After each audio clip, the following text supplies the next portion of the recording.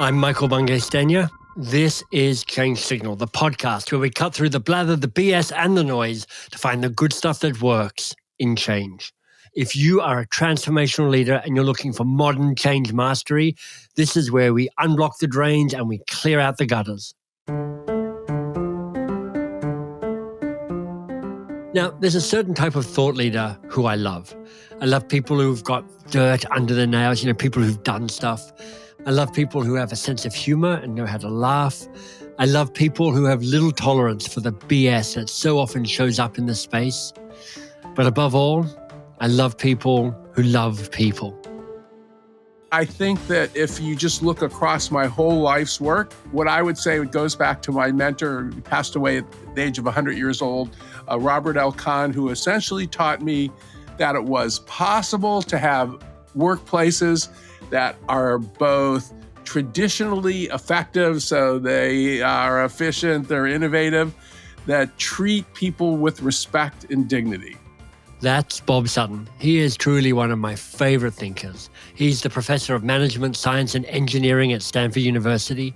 He's the co-founder of the Stanford Technology Venture Program, also the Center for Work, Technology and Organization, and also the Stanford Design Institute, aka D-School, which, is a force into itself.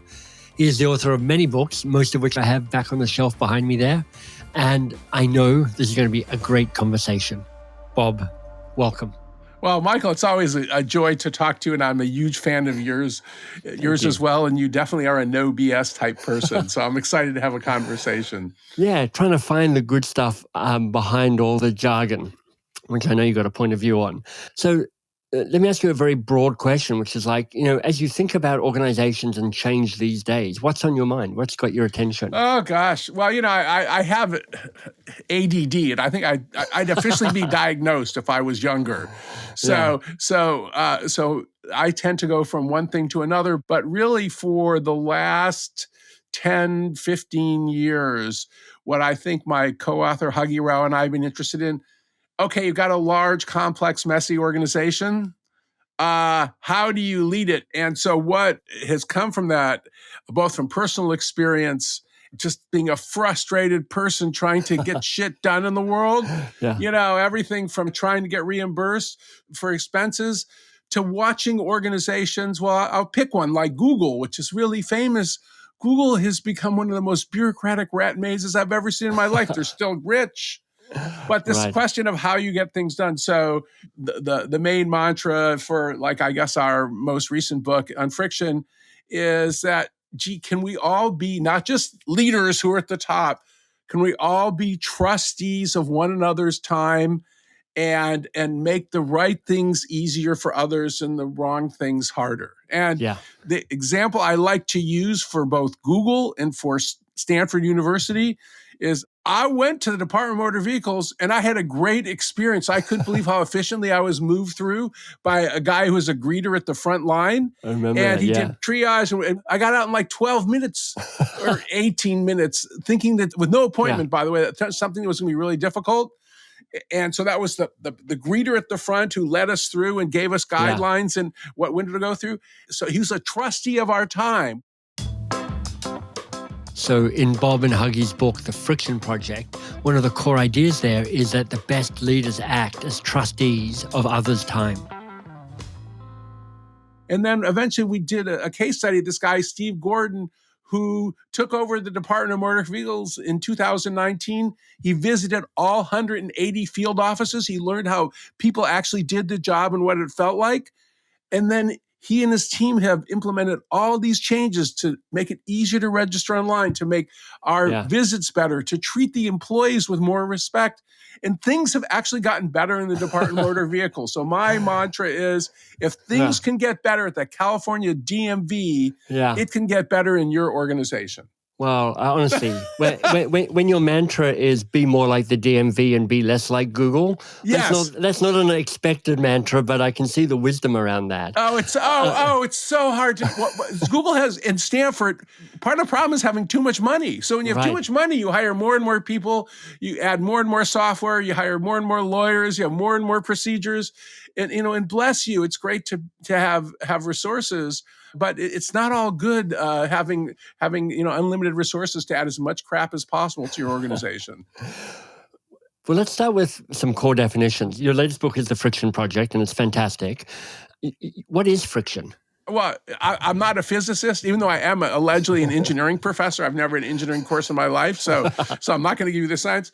But to us, it's essentially the amount of resistance, difficulty, complication you have when you are trying to do something with an organization. How hard is it? How complicated? And we started out the project. And I think this is a hallmark of most of my books. I usually start doing something, writing a book, because I'm pissed off about something. Right. So we were pissed off. In fact, the book starts with a 1,266 word email with a 7,500 word attachment, inviting all Stanford faculty to spend a Saturday brainstorming on Zoom. Oh boy, what fun. And it's taken me the whole of the Saturday just to read the email and the attachment, let alone actually come and do anything. Yes. By the way, I did complain to my boss about it almost immediately. But anyways, over the years, we discovered two things that I think are important. So that's sort of the way I would think of friction. One is that actually we got more and more optimistic, even though we started out really grumpy.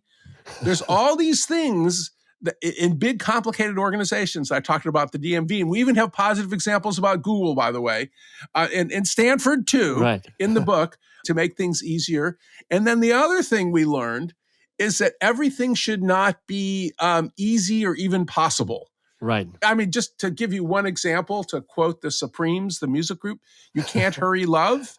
Well, I mean, although we might want instant gratification, in our world of work, if you look at the most effective teams that do the most creative work, that are most productive, they tend to be people who have worked together for years and figured out how to develop their relationship. So there's something really profound here, which is around there's a goal to try and remove the annoying friction, the stuff that gunks things up. Yes. But there's also a goal to add friction in, so you get to spend time and kind of messiness in the important stuff, because that's where relationships click. That's where complex problems get solved. That's where some of the real work gets done. If it's all too slick, nothing sticks. So if you're leading change in an organization, immediately you meet resistance. It's just part of the nature. Organizations love to resist change because organizations love to stay exactly the way they are. Homeostasis, that's what it's all about. And one of the things that you're trying to do immediately as a change leader is to engage your leadership, because it's rare that you're the C-suite, in helping out with this. One of the chapters in the Friction book is about oblivious leaders. Tell me how I can get better. If I'm a change leader, how do I get better at moving a leader from oblivious, friction-making gunk producer to actually somebody who could be a helpful ally in any change process? Well, okay. I mean, that's a great question. We can have an argument about whether organizations are actually rigid, but let's hold that aside. I actually have a different view. But this idea that when people are in power, that they become oblivious, there's a whole bunch of things that happen that do render you as a leader more oblivious. One is the math. Most organizations are organized into hierarchy. That means that if you're at the top, there's one of you, and there's tens, hundreds, or thousands of them. And then the other thing is there's all this evidence that and this is just adaptive. Otherwise, you would not have survived to breed. That we look up the hierarchy. So if you ask the CEO, and we know them, they usually know more about their board than they do about their top management team, because the board can fire them, the top management team can't. That's right. Oh, and then, by the way, when you get power, you tend to become more selfish and self-focused. So there's all these things. That's the bad news. The good news is there are leaders who are actually in touch with people. And I would start with with trying to understand the burdens or the work itself that you are imposing on people. So Right. again, I don't usually this many government examples, but one of my favorite examples of friction fixing, and this is in the book, in the state of Michigan, there used to be a form that was completed by 2.5 million residents a year to get benefits. It was the longest Right. form in the United States. And this guy named Michael Brennan started a nonprofit, which was motivated by this form being too long, because he led a nonprofit and knew about how difficult it was. And one of the things he did was he brought together the top 8 people from the social services agency that was responsible for this form, and he had them complete the form. And the head of the agency did not make it through this 42-page form. And to his credit, the head of this agency, rather than getting defensive, he said, "What can we do together to help fix it?" Right. And so this idea about understanding how it feels to be a customer, to be an employee, to go through the process is important. And one of the things that happens in organizations, by the way, is sometimes there's terrible processes that you are protected from. So, I mean, the classic thing is that the CEO doesn't have to complete his or her travel expenses. Right. And it's their assistant who has to suffer through it and protect them from the gunk that the rest of us have. So just being in touch with what it feels like to travel through your organization is a good place to start. And if I'm the change leader, how do I pull somebody who's my sponsor, let's say, in this process? How do I get them into this thing? I mean, do you have any guidance around how with little control I might use more influence? You know, I hate to say it, I'd start with, and this is something that's sometimes a dirty word, but I've thought about writing a book about this. Gossip's really important. So you gotta figure out who actually has influence and that person listens to in the organization. And it's very often not the people that you expect. Right. The org chart is lying to you. It could be an old friend. It could be somebody buried in the organization. It could be somebody who doesn't work for the organization anymore. So, I mean, figure out not the hierarchy, but the person who actually has influence over that person and what they care about. So that sometimes you can do that. I want to pick up something that from earlier on, because I said, organizations resist change, homeostasis, and you're like, I don't agree with that.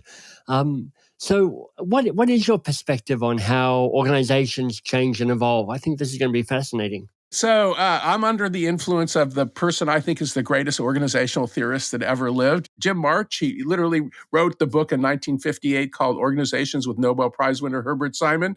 And Jim wrote all sorts of interesting stuff. I had the privilege of writing one paper with him before he died on organizational performance. But Jim wrote this amazing paper in 1981 called Footnotes to Organizational Change. And the key sentence, which I always teach in my class on leading organizational change, I'll send it to you, is essentially, and I'll get it wrong, organizations change quickly, easily, and constantly, but not in the direction that any one group or individual wants it to. So you as the CEO may want the organization to go in one direction, maybe to be more flexible and more adaptive, and it may be changing, it may be getting more rigid, or you and your constituency that are protecting the product that was the profit engine of the organization for decades, you may not want it to change, but then there may be a revolution throughout. One of the paradoxes of leading well, I think, is that you need confident humility. I mean, confidence to make the call and to trust yourself and your people to do their best. And humility, as Bob is reminding us here, to know whatever you're planning, that is not the change that's actually going to happen. And a famous example is Gillette, which is the largest maker of razors in the world. And there was a point where they went into commodity hell and they were making these good news razors that were costing like 10 cents a piece. And the people who were in charge of the organization led them into commodity hell. And that was a change. Okay. And the people in the Gillette labs couldn't stop them. But then the people in the Gillette labs led a revolution against them and knocked them out. And now they're back to selling these high margin things that are ridiculously expensive, which make much more money. But in that case, the organization was changing constantly, just not in the direction that any particular group wanted it to. So this idea that organizations are always rigid, I think it's I an see that. oversimplification. Yeah. So this. If I'm a change leader listening to you say that, I'm both excited and terrified at the same time. Yeah, you should be. Yeah, because I'm excited going, look, there's movement here. There are currents that I can find, and that will be part of the change. But what I'm also hearing is whatever you think the changes that you want, it's not going to be that. It's going to be something else. It's going to be different than you expect, better or worse. How do I navigate that if I'm trying to make change happen in my organization? Ooh. Well, yeah, I wish I could give you sort in of a sentence, a glib answer. But from my perspective, and I think this is a hallmark of all great leaders, that they're always of two minds, that they have a sense of where they're going and where they want to go, but they know that things are always going to be happening differently than they want to. So you have to be of two minds. One is you kind of got to know what the plan is. And the other part about it is, well, you always got to be ready for the expected and unexpected. So one of the executives at Meta, her name's Clara Shai, she was head of AI at Meta until a few months ago. She and I sort of wrote the last 3 paragraphs of our book together. Right. And the point of it is that no matter what plans you have, this was for friction fixing, but it applies to all organizational change, things are always going to be messier than you expect. And there's going to be unexpected problems. But she's an amazing person. She wrote a bestseller when she was 27. And she's been on Starbucks board since she's 29. She's remarkable. Started her own company. So anyhow, so Clara and I wrote about this idea. In her perspective, is I use separation of concerns. When I implement, like launch a new product, and this is a computer science thing. So I have the people whose job it is to implement the plan. And then I have the people whose job it is to just be ready to deal with something that's going to be all screwed up that I don't know what it's going to be, but I know something's going to go wrong. Yeah. And there's something that's unexpected. I like that idea of kind of having the plan to implement, but being ready to have the cleanup on aisle 9 team, if you will.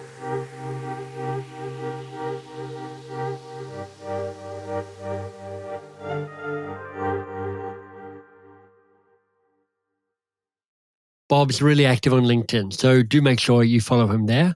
And you'll also find him at bobsutton.net, and that's spelled exactly like it sounds. Okay, onwards. But one of the things this is making me think of is another one of the points around what creates friction, the not so much useful friction, is this kind of sense of broken connections.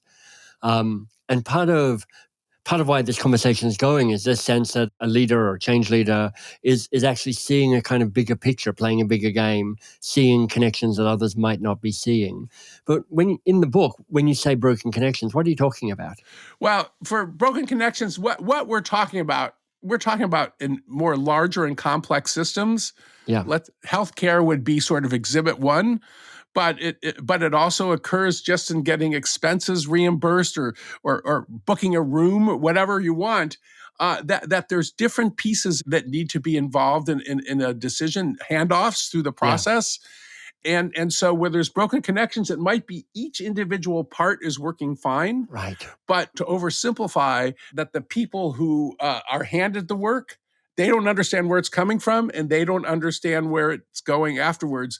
And to go back to healthcare, it's sort of the classic thing, this idea of the cancer tax, that at least in the United States, when someone gets cancer in your family, it's a full-time job coordinating all the appointments and all the pieces.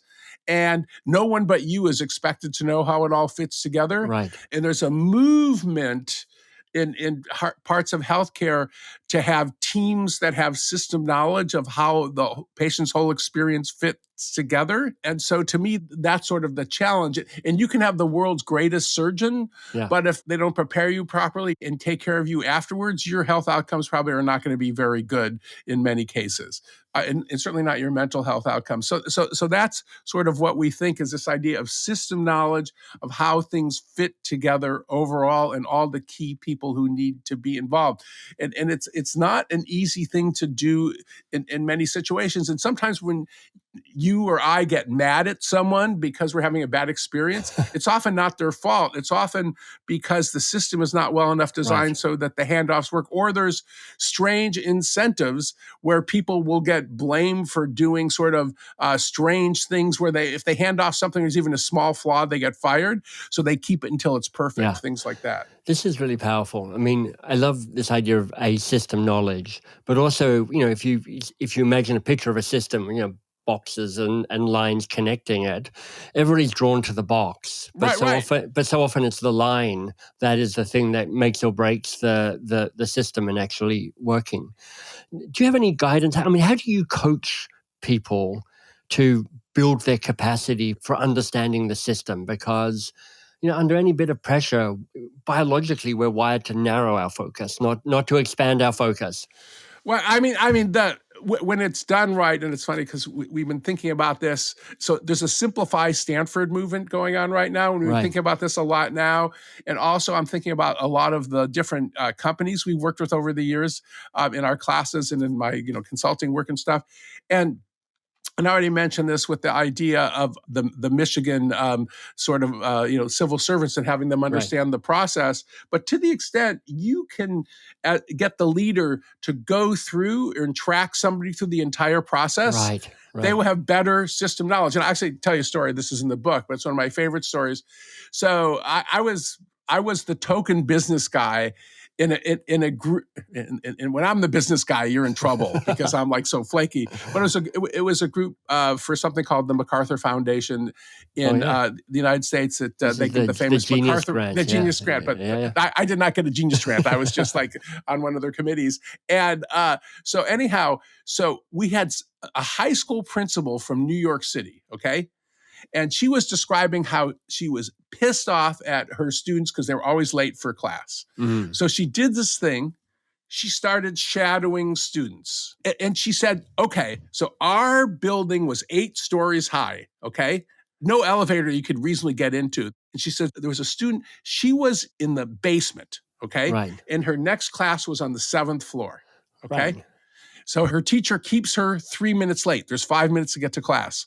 Right. Then she runs up the stairs. Yeah. She has to go to the bathroom. So she goes to the bathroom, and then she gets to the next class, and then she's in trouble for being 4 minutes late. Right. So the principal realized that blaming the students was unfair. There wasn't enough time to get to class, and also teachers tended to keep students late. So what she did was she started monitoring the teachers and giving them grief about keeping students late. And she'd actually ask the students to report when the teachers kept them late. So this is the opposite of like a tardy slip. And then she added 2 more minutes for people to get to class. There's something interesting here about deciding where to make the intervention, because the group presenting as, let's say, broken always seems to be the obvious place. But here the decision is to move upstream. And I do think this is a great example of what systems thinking can look like. And to me, that's a good example of somebody who, when they actually understood the process, and like one of the classes that we did years ago was with JetBlue, the U.S. airline, and we had our students follow customers from the time they got on the curb, got to the plane, and the time that they got off the plane and went home. And what our students discovered, and this is not a shock to anybody who's listening to this, that the worst part of the experience was at the luggage carousel. And then when our students reported this to the JetBlue executives had a really interesting comment, which was, we never thought of that because we would never check luggage. Right. Well, it reminds me of the story in the book as well around the executives from Ford who are like, we don't really understand the pain of having a car because we get a free car every 6 months, and our assistant makes sure it's in the parking lot, and we have an allowance for gas. And right. We have none of the pains and the annoyances associated with the car. So there's no sense that the system is broken. And this idea back to what causes executives or people in power to be clueless. Our definition of privilege is the absence of inconvenience, that the trouble that the little people suffer or your clients suffer, you are literally isolated from or protected from. Yeah. And it's, the classic thing would be people are so rich they don't have to fly in private airlines. That would be sort of the classic example. Yeah. But one of the other books that you and Huggy have written is called Scaling Up Excellence, Getting to More Without Settling for Less. You wrote that before the Friction Project. Yes. But I'm curious to know, when you look back on scaling through the lens of friction, what do you notice? Because scaling is another change issue, which is like, we've got to take this small thing and make it a bigger thing. There's a lot of change involved in that. Well, there's two parts of that. They're related. So there were all these companies that we knew that wanted to scale, baby, scale. And just to give you one example, one of the companies we talked about a lot was Facebook. They wanted to scale, baby, scale. Yeah. And then as things got larger and more complex, people didn't like the organization that they were living in because it got so difficult to get things done. So there was a connection between the two. And the lesson, which we talked about in Scaling Up Excellence, but I would emphasize even more at this point, is the idea that scaling is a problem of more or less. That in organizations that are disciplined about scaling, they're constantly getting rid of things, and this idea of what got you here won't get you there. They're really cognizant of things, and this is very difficult because what happens is that something that was once great attaches like a, like what is it, like barnacles on the hull of a ship. And maybe the most concise example in our second book, the Friction book, is Google had a practice, and Larry Page described how in the Stanford School of Engineering, he was widely despised because they'd interview people 10, 15, 20 times before giving him a job offer, because they wanted people who were both great engineers and people who would grow the culture, which actually made sense if you wanted to have a great organization, had a lot of money, and were cool. But as Google got larger and more complex and older, doing 10, 15, 25 interviews didn't make any sense. Excruciating, yeah. And also would waste everybody's time. And also the best candidates would go to more cool places, like at that point, Facebook. So there's a guy named Laszlo Bach, who was head of HR, people operations for 8 years. And Laszlo put in this rule, which is if you're going to do more than 4 interviews, you get written permission from me. So this is a case where using good friction to get rid of bad friction. And he said that the number of interviews plummeted. So that's a good example of something that helped them scale. But then they realized that some subtraction or discipline was needed. And that's just a little sort of example that kind of connects the two.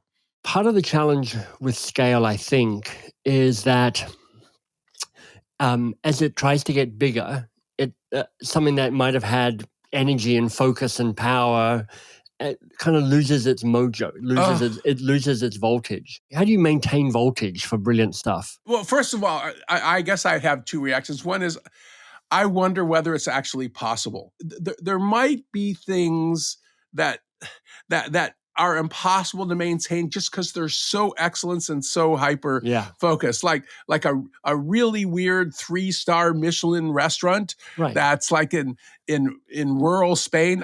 But so some things may not actually be scalable because they require so much passion.